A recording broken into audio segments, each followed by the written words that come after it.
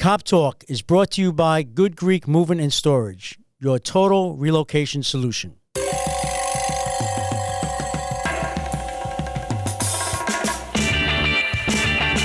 This is Cop Talk, talking crime, cases, and backing the blue.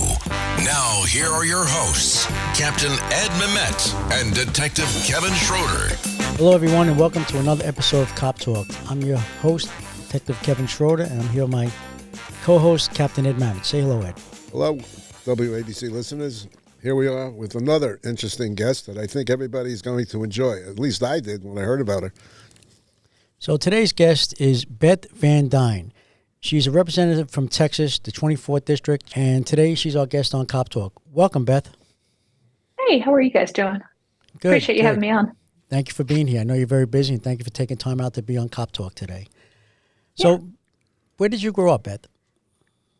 So I grew up in upstate New York. I lived pretty much all upstate. I lived in Albany, Ithaca, Rome, Cooperstown.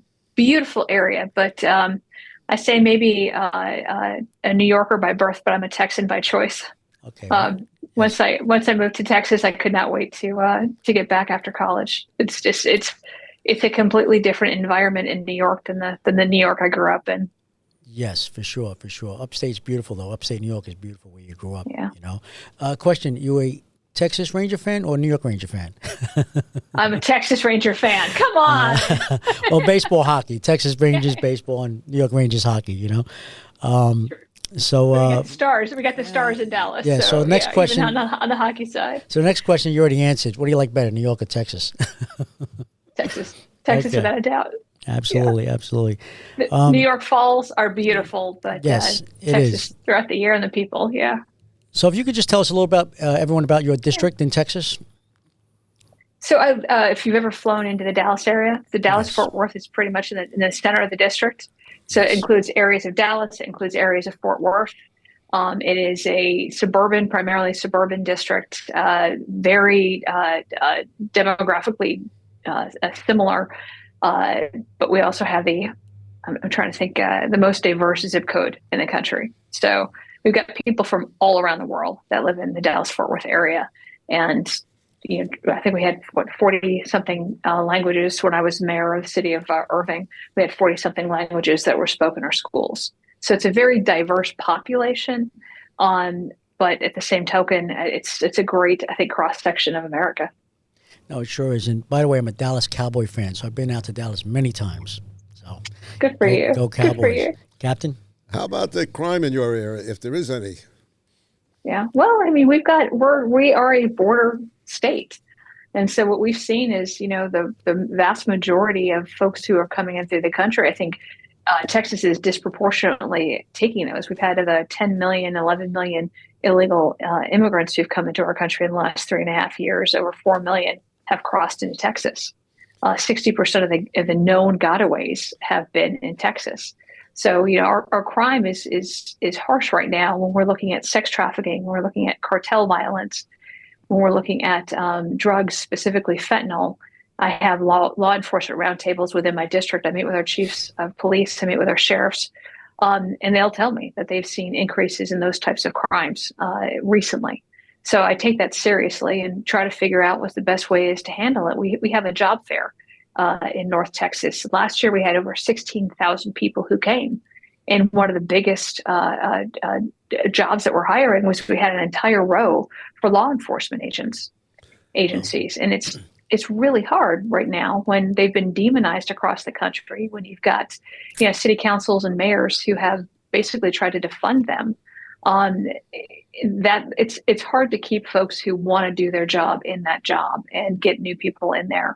I can't tell you how many police officers I'm friends with that I've known over the years, and they were police officers because their dad was a police officer, and they're like, my kids don't want to do it.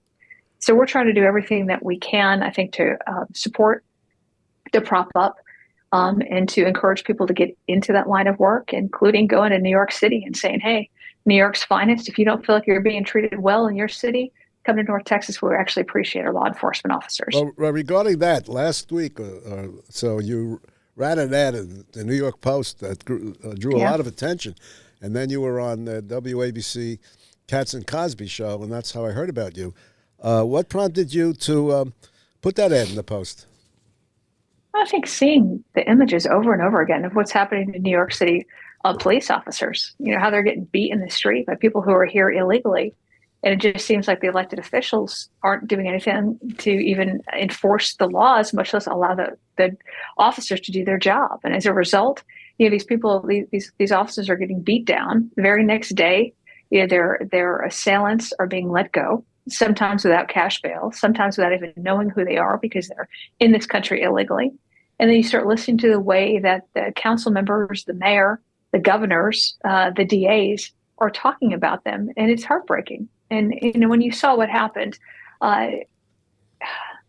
with Jonathan Diller's funeral, and the fact that you've got, again, elected officials who kind of strong-arm their way in there for a photo op, not caring about his family, not being respectful about what has happened that day, and not acknowledging their guilt in how that came about. The fact that they wanted to be a sanctuary city, those are the policies they had. They talked about defunding the officers, and yet they're there for a photo op.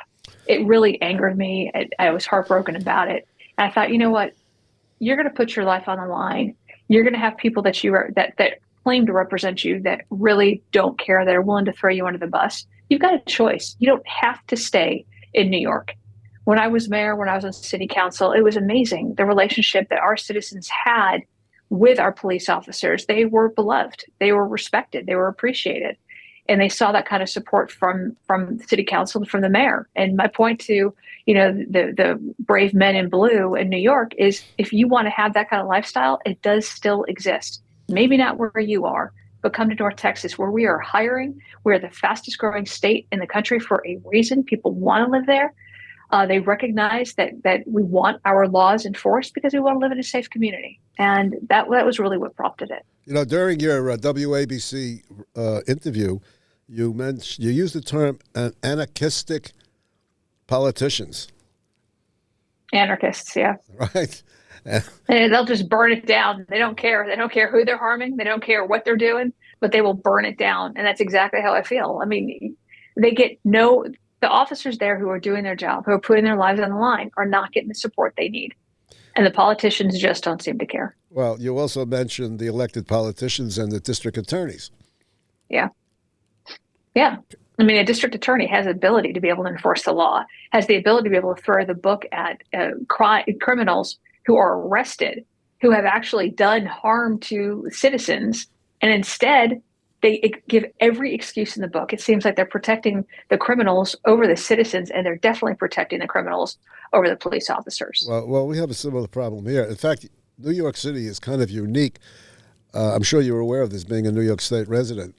We have 5 different district attorneys for one city, which is, I don't think anyone else in the United States has such a setup.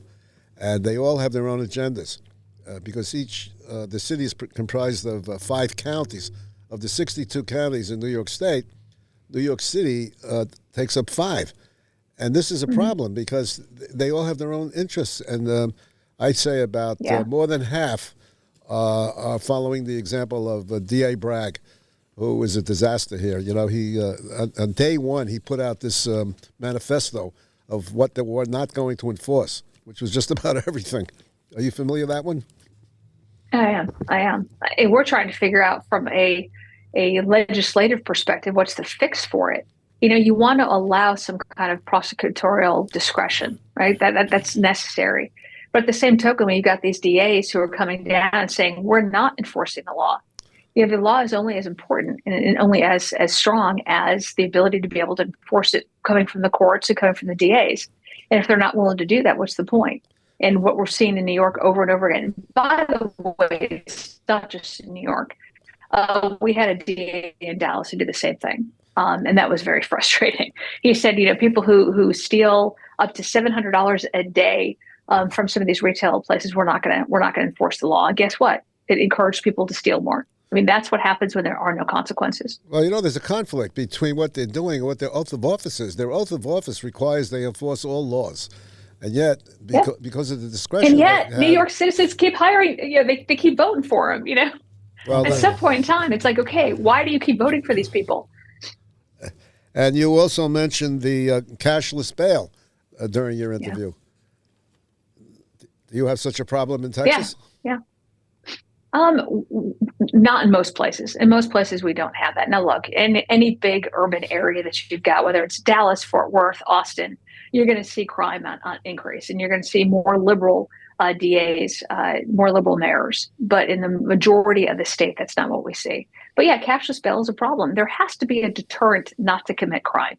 And when you know that you can commit a crime, you're going to be released the next day, cashless bail, probably not anything's going to happen to you. It encourages criminals and empowers criminals and emboldens criminals. And that's exactly what we're seeing in New York and in other areas across the country. And by the way, if this ad works in New York, expect us to also go to places like LA and Chicago and see if we can get those good officers down to Texas as well. You know, a funny thing that occurred during the interview with you was Tony Carbonetti said to you, why don't you send all the elected officials up to New York and we'll send you ours, and you said no, we have to change the electorate's minds over here. I thought that was cute. You know, you represent the area that you're in, and when these folks continue to get reelected, at some point in time, you got to ask your fellow voters up in New York, what are you thinking? You know, when you can't go to a store without risk of being robbed or having a store be robbed. When you got innocent women who are walking the streets who are getting punched in the face, when you got people who are in the subway who are getting thrown on the tracks, at some point in time, you've got to ask yourself, why does this keep happening? And why do they allow it? When you have to get the National Guard in there to be able to guard what's happening in the subways, and then that's still not working. Right. There's a problem with crime in New York. And I know the mayor was upset that I put this ad in. You know, he started talking about crime in Dallas. What he didn't talk about was the 5,400 assaults on officers in New York that have happened as a direct result of their policies. Well, leading it's into accepting of the criminals. Leading into that statement of yours, how have New York City cops responded to your ad, if any? I've been talking to our police chiefs because the links that I gave them was not to my office, but was to directly to the police departments that were in the district that are hiring. So I've asked the police chiefs to follow up with me and let me know, how many people that call and have an interest. And we probably be hearing from them this week, but I'll definitely let you know. I would hope it's a lot. I would hope that the interest is high, recognizing the fact that we've got, a much better quality of life for, a lot cheaper. The price tag to live in Texas is a lot cheaper than living in New York City. And again, I think that the quality of life is a lot higher. Hey, it's the Good Greek Spiro, and I have some exciting news. Good Greek has been awarded National Mover of the Year. You've trusted the Good Greek for decades with your family's moving and storage needs. Now Good Greek is proud to be the nation's top mover. So when it's time for you to move across town or across the country, trust America's best mover, Good Greek. Go to goodgreek.com for Good Greek, the National Mover of the Year. Good Greek Moving and Storage, your superhero movers. This National Foster Care Month, Marine Toys for Tots is providing hope to children who need it most. Staff Sergeant James Caldwell, who grew up in foster care himself, shares that while handing out gifts at a Toys for Tots distribution event, a little girl looked up at him, reached into her bag, pulled out a stuffed animal and said, "Someone needs to make sure you get a toy too." That simple gesture embodies the heart of Marine Toys for Tots, ensuring every child, including those in foster care, experiences the kindness that can transform their future. Visit toysfortots.org today. So, New York City Mayor Eric Adams says you should focus basically on crime in your own area. How do you respond to that? Yeah. Well, I think the crime is one thing, but what he's talking about, we're not talking about crime. We're saying we want to hire police. We're saying we want to have our laws enforced, that we revere, that we appreciate, that we respect our police. What I'm talking about is how they treat their officers and why they would want to leave. Notice he didn't address that. Again, he didn't talk about the 5,400 assaults that they've had on New York PD. In the last year alone. They're not talking about the number of people that they're releasing back into the system, the recidivism rates that they're seeing. He doesn't want to talk about that. And the fact is, if you're going to treat your officers like you've treated them, expect them to leave. And if that's a conversation he wants to have, I'm welcome to have it with him. I can tell him now Irving wasn't nearly as big as New York City, but it was 92nd largest city in the country, very diverse population. And I can tell you exactly what we did to be able to keep our officers and recruit more. And that's a conversation he wants to have. Give me a call. You've said Texas is a state that respects their police officers. Can you elaborate? Yeah.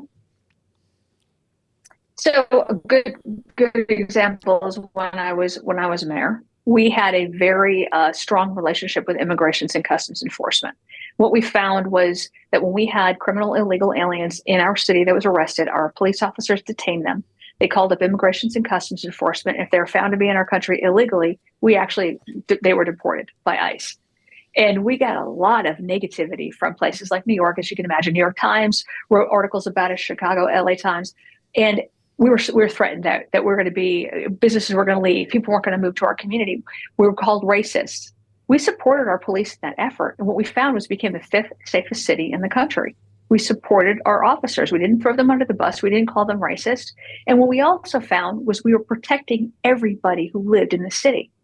Because what a lot of these people who throw out names don't seem to realize is that when you are protecting and enforcing your laws, people who are most often harmed by these policies are other people who are there illegally that don't feel comfortable calling the police.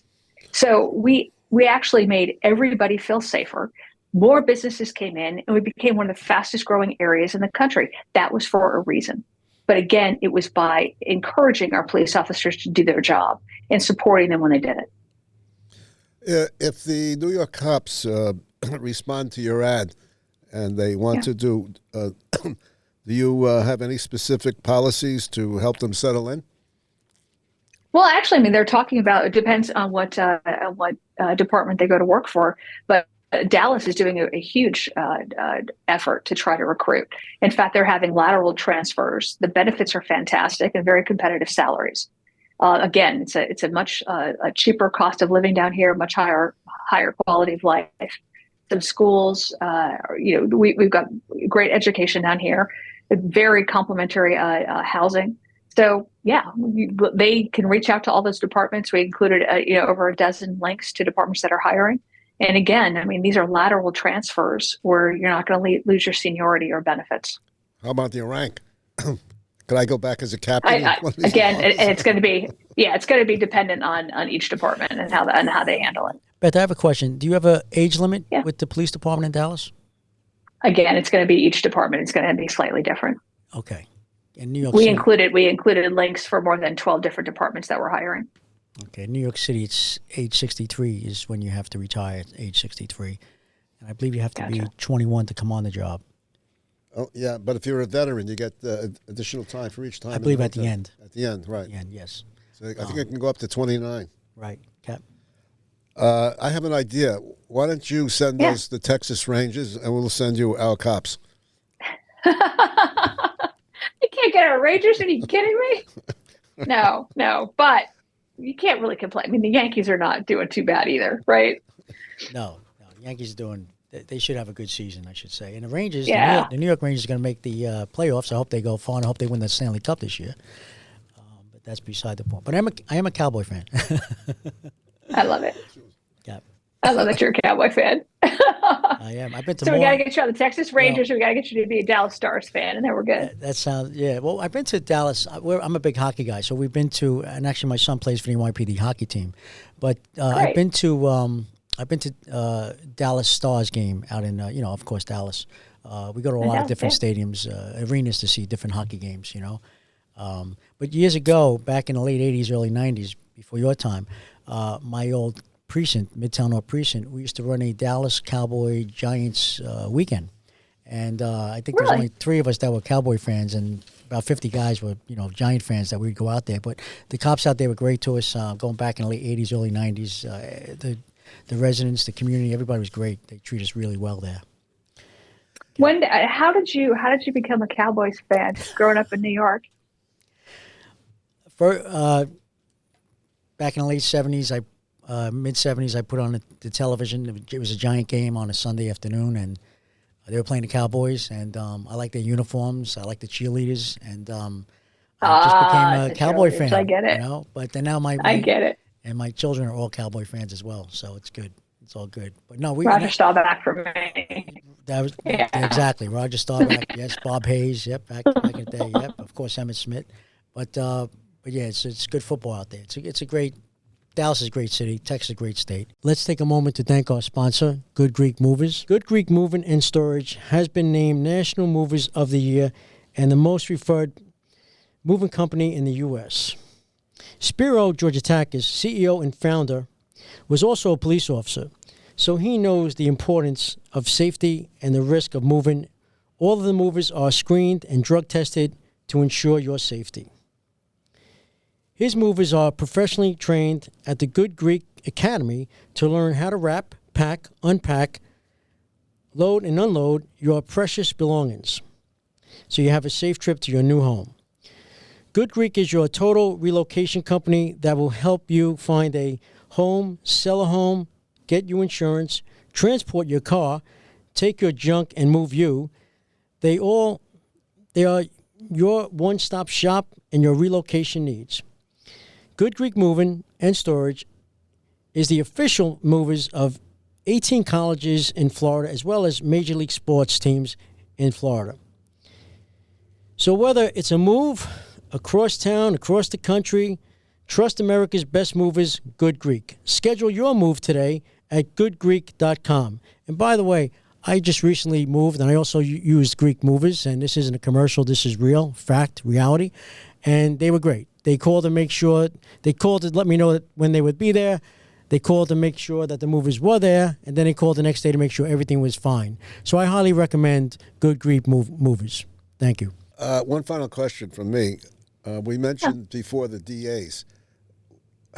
What would you do, or what can be done to neutralize these Soros DAs around the country? Because it's not just New York with Bragg, but they're all over the place. Yeah. And I think that the public has to be educated, about what's going on. But from a political standpoint of view, what do you think can be done as a member of Congress? Yeah. Well, we keep going back and forth on this, quite honestly. And you've got to recognize and respect the difference between the federal position on what the states can do. And you have to have prosecutorial discretion. You have to allow that, recognizing the fact that these are elected officials. I mean, they all represent a different constituency. But at the same time, when they're not enforcing the laws, are they getting federal grant dollars that potentially, look, if you're not going to enforce the law, you're not going to do your job, you're not going to have access to these federal grant dollars. But I always urge caution when we start thinking about the federal fix for it, because while that's the fix that we're trying to solve in this particular case, once you open that Pandora's box, keep in mind, we've got a one-member majority in the House right now. So the Senate is run primarily by Democrats, majority of Democrats. The presidency right now is a Democrat. If we lose one more member in Congress, we go into the minority. And if you're opening up that where you're going to have federal law enforcement agencies coming in and telling local agencies how they're going to run their courts, be careful what you ask for. We're going back and forth on it, but it is something that you need to be very, very sensitive to, where it's overstepping federal authorities in local law enforcement. Well, you hit upon a very important point that I've brought up in the past, is the funding, the federal funding that goes to many of these localities, particularly those that are sanctuary cities like New York. New York has received a lot of money for the police and around the country. Yeah. That is a very strong tool that you have. I would think there would be no violation of any conflict between state law and federal law. If they're taking federal money, I believe there's an obligation that they do what they're supposed to do to get that money. I agree with you 100%. But what ends up happening is, I've seen my first 2 years in Congress when we were in the minority, I saw a number of bills coming through from our Democrat colleagues that were enforcing DEI requirements as part of these grant dollars. So you're not hiring police officers based on their merits, based on their experience, based on their ability to do the job. You're hiring them based on their gender and on their color. I think that's a problem. So it could go both ways. So once, and I warn my sheriffs, I warn my police chiefs. Like, every single time you ask $1 in federal money from the federal government, keep in mind there will always be ties attached. You're always giving up a little bit of your sovereignty when you start taking federal dollars, and expect the more you take, the less control you're going to have over your officers, and the more you're kind of feeding into the federal system and what they want you to be doing. And I don't want anybody in D.C. telling my Texas officers how to behave and what they should be working on. I think our priorities are a lot more in line with our values in Texas than anybody in D.C. You're absolutely correct. How's the migrant situation? No, as I said at the top of the program, it's rough right now. We've seen the majority of gotaways, 60% that have come through Texas. Texas obviously taking its undue brunt.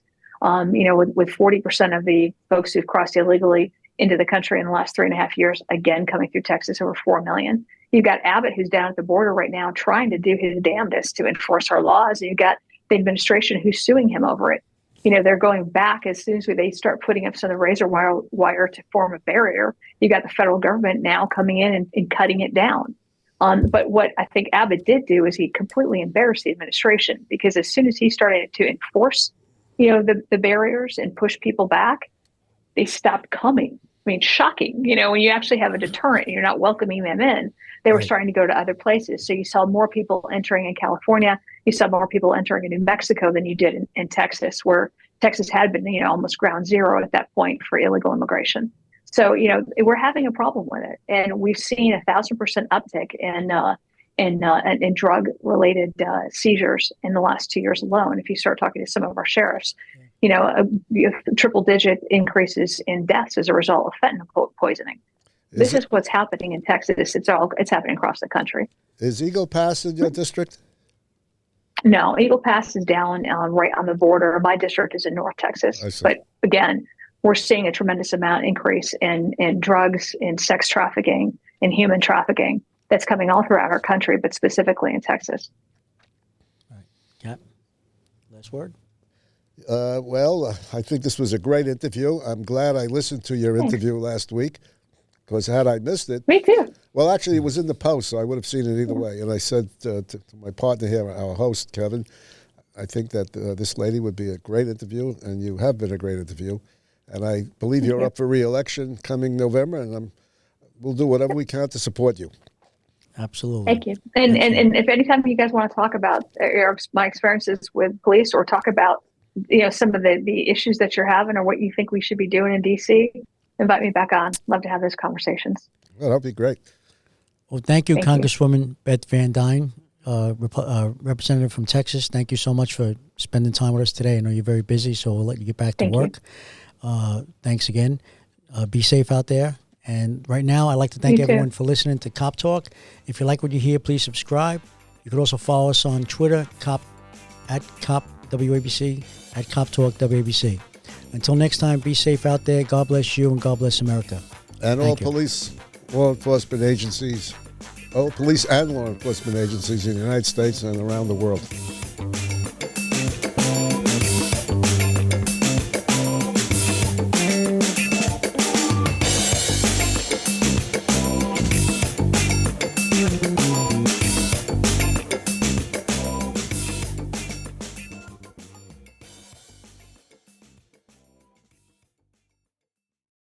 Hello, folks. Larry Kudlow here. Pay attention, because China is leading the largest anti-American alliance since World War II. One that's already dumped U.S. bonds, grabbed 43 million acres of our farmland, and is plotting to dethrone the dollar. That's why IRA and 401k savers are protecting their savings with gold. Please go to freegoldguide.com/Kudlow, or just call 800-621-3908 for your free gold guide on how to protect your wealth with gold 100% tax-free.